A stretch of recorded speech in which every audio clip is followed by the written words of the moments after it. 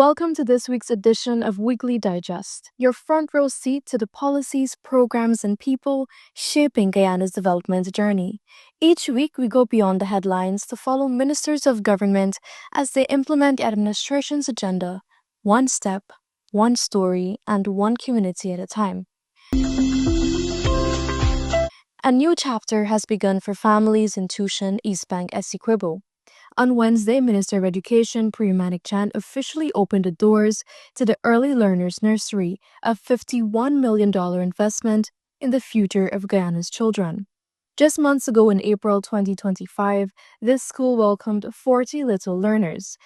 Today, that number has more than doubled with 90 children now enrolled, a powerful sign of the growing confidence parents have in the public education system.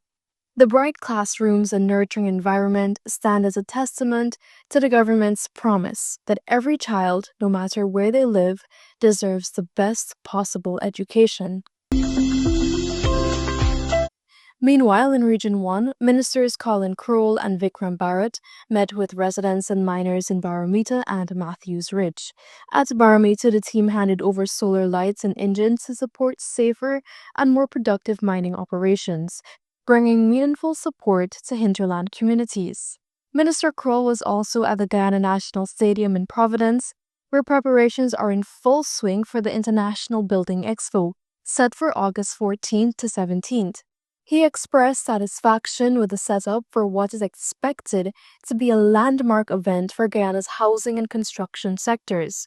This year's expo will place special focus on sustainability and biodiversity, building on Guyana's recent role in hosting the Global Biodiversity Alliance Summit. In a major step toward agricultural revitalization, Guyana and the Dominican Republic has signed a historic agreement to begin large-scale coffee and cocoa cultivation in Region 1. The initiative will see 200 acres each of cocoa and coffee developed, creating jobs for nearly 3,000 people and boosting rural livelihoods and regional trade. At full production, cocoa yields are expected to reach up to 8,000 metric tons. This move supports President Irfaan Ali's broader vision to restore Region 1 as a leading hub for coffee and cocoa production. Following President Dr. Irfaan Ali's community engagement at Coverden, Minister Deodat Indar led a site visit to the ongoing Good Success to Mary Road project, where several matters were addressed. The minister issued a number of directives to the contractor, supervisory consultant, and engineers attached to the Ministry of Public Works to remedy concerns raised by residents. The Unleash Ability Summit was held on Tuesday at the Pegasus Suites and Corporate Center. It brought together key stakeholders within government agencies, the private sector, and international partners to commit to core principles of engaging people living with disabilities.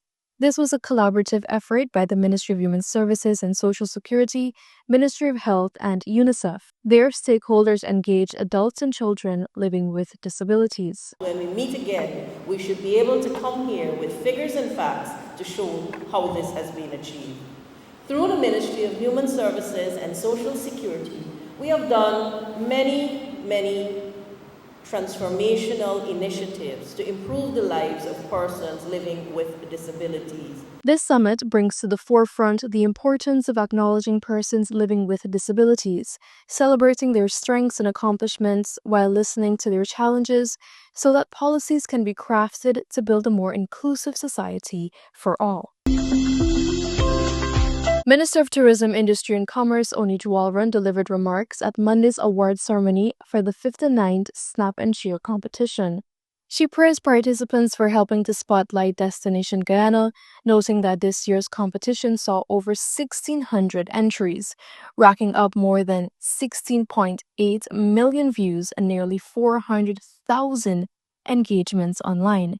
Now in its fifth year, Snap and Cheer continues to grow in reach and impact, bringing together both amateur and professional photographers to celebrate Guyana's natural beauty and cultural heritage.